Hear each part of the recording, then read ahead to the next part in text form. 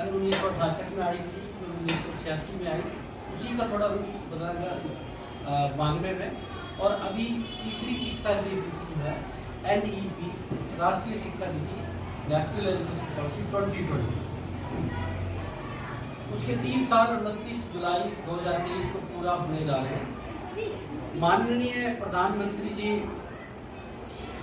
अखिल भारतीय शिक्षा समागम जो प्रगति मैदान नई दिल्ली में होने जा रहा है, उसमें बहुत सारे शिक्षाविद भी वहां पर पहुंचेंगे। तो उनके साथ किस तरीके से ये शिक्षा नीति काम कर रही है और कैसे इसको जो है वो और आगे ले जाया जाएगा, इस पे विस्तार से चर्चा होगी। हम लोगों को भी आदेश प्राप्त हुए कि आप जन जन तक इस शिक्षा नीति को पहुंचाएं, कैसे राष्ट्र नीति में काम कर रही है ये। अब जैसे मैंने कहा, इस तीसरी हमारी एजुकेशन पॉलिसी है, इसमें कुछ बदलाव हुए हैं।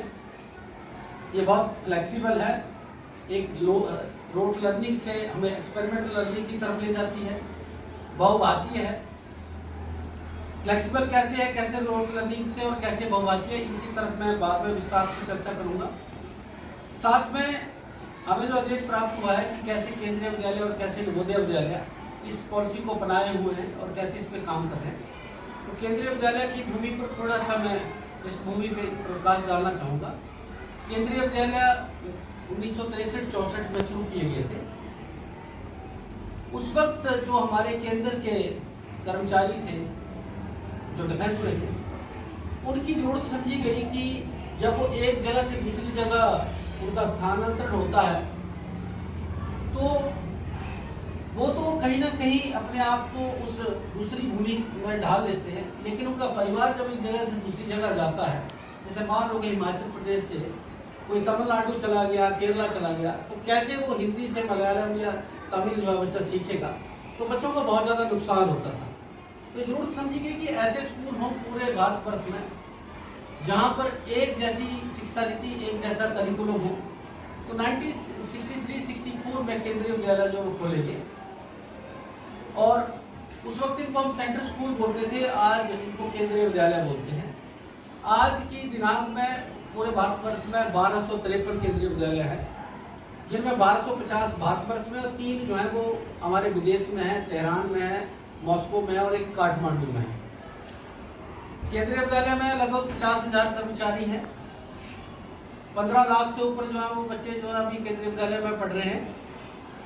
केंद्रीय विद्यालय का मुख्यालय दिल्ली में है और मुख्यालय के अंतर्गत 25 हमारे रीजनल ऑफिस क्षेत्रीय कार्यालय आते हैं और इनके नीचे जो हमारे 1253 जो केंद्रीय विद्यालय काम कर रहे हैं। ऐसे ही नवोदय विद्यालय जो था, जब हम हमारी दूसरी राष्ट्रीय शिक्षा नीति आई थी तब शुरू किए थे। माननीय राजीव गांधी जी ने, उनका एक विजन था कि जैसे मेरी शिक्षा हुई वैसे ही औरों की शिक्षा होनी चाहिए, और उनका मानना था कि जो रूरल, जो गांव का एक टैलेंट है वो कहीं ना कहीं छुपा रहता है, उसको एक मौका नहीं मिलता बाहर आने का। तो जो गांव का रूरल एक टैलेंट है, उन बच्चों के लिए जो है उस वक्त नवोदय विद्यालय जो है वो खोले गए थे। और आज की दिनांक में पूरे भारतवर्ष में 500 से ज़्यादा जो है वो नवोदय विद्यालय जो है वो काम करते हैं। नवोदय विद्यालय और केंद्रीय विद्यालय दोनों ही सिस्टर कंसर्न है, एक ही मिनिस्ट्री के नीचे काम करते हैं, मिनिस्ट्री ऑफ एजुकेशन। एक रेजिडेंशियल है और एक नॉन रेजिडेंशियल है। एक क्लास 6ठी से ऊपर काम करता है नवोदय विद्यालय, 6ठी से 12वीं तक, और जो हमारे केंद्रीय विद्यालय है इनमें कक्षा 1 से 12वीं तक। और अभी जो मैं थोड़ी देर में चर्चा करने जा रहा हूँ, एक और हमारे यहाँ जो है वो बाल वाटिका भी जुड़ रही है। आपको पता है आजकल आर्टिफिशियल इंटेलिजेंस की हर जगह पे जरूरत पड़ रही है, तो इसलिए इस जरूरत को ध्यान में रखते हुए कक्षा 8वीं से ही शुरू किया गया। पहले इसकी बात करते थे हम कॉलेज यूनिवर्सिटी में जाकर, अब स्कूल में जो है वो आपकी सीबीएसई को एक ही क्लास मानती है, 9th और 10th को, और 11th और 12th को भी एक ही क्लास मानती है। जो पैटर्न सीबीएसई का क्लास 10th में पास होने के लिए होता है वही पैटर्न 9th के लिए, जो प्लस पैटर्न 12th के लिए होता है वही 11th के लिए होता है, और उसके मार्क्स जो है वो काउंट होती है। ऐसे ही अगर आप 11th इसकी आगे 11th 12th में कोई एडिशनल सब्जेक्ट जो आर्टिफिशियल इंटेलिजेंस जो आप लेता है, तो उसमें अगर बच्चा फेल होता है तो उस सब्जेक्ट को रिप्लेस करेगा वहाँ पर। अब मैं फ्लेक्सिबिलिटी की थोड़ी सी बात कर दूं, ये सिस्टम फ्लेक्सिबल कैसे है। क्लास 10 के बाद पहले क्या होता था कि कोई बच्चा फेल हुआ बहुत समय तक उसको जो है वो वेट करना पड़ता था सप्लीमेंट्री एग्जामिनेशन का। अब क्या है, वो एक या दो विषय में फेल होता है तो उसको सप्लीमेंट्री दी जाएगी और इमीडिएट उसके जो टेस्ट लिया जाएगा। या बच्चे को लगता है कि मेरे मार्क्स अच्छे नहीं आए, मुझे अपनी डिवीजन जो इम्प्रूव करनी है, वो भी उसमें जा सकते हैं। ऐसे ही क्लास 12 के बाद कई बार इस तरीके से होता था कि मार्च में एग्जाम हुआ और सितंबर वगैरह मंथ में अक्टूबर रूम के अकॉर्डिंग जो हम लोगों को प्रवेश करना। हाँ, इसमें ऐसा ऐसा बायोमेट्रिक जैसे बायोमेट्रिक का बन लेते हैं, तो अभी इसमें बोला गया कि आपको 2 टीचर लेने और एक केयर गिवर रखना। तो ऐसे ही अगर 3 बायोमेट्रिक आएंगे हमारे पास तो 6 टीचर आएंगे और 3 केयर गिवर आएंगे। ये हमीरपुर में चल पड़ा है। हमीरपुर में 1 जुलाई से जो सॉरी 31 जुलाई से कक्षाएं शुरू हो जाएंगी। बायोमेट्रिक 31 जुलाई से कक्षाएं शुरू होंगी।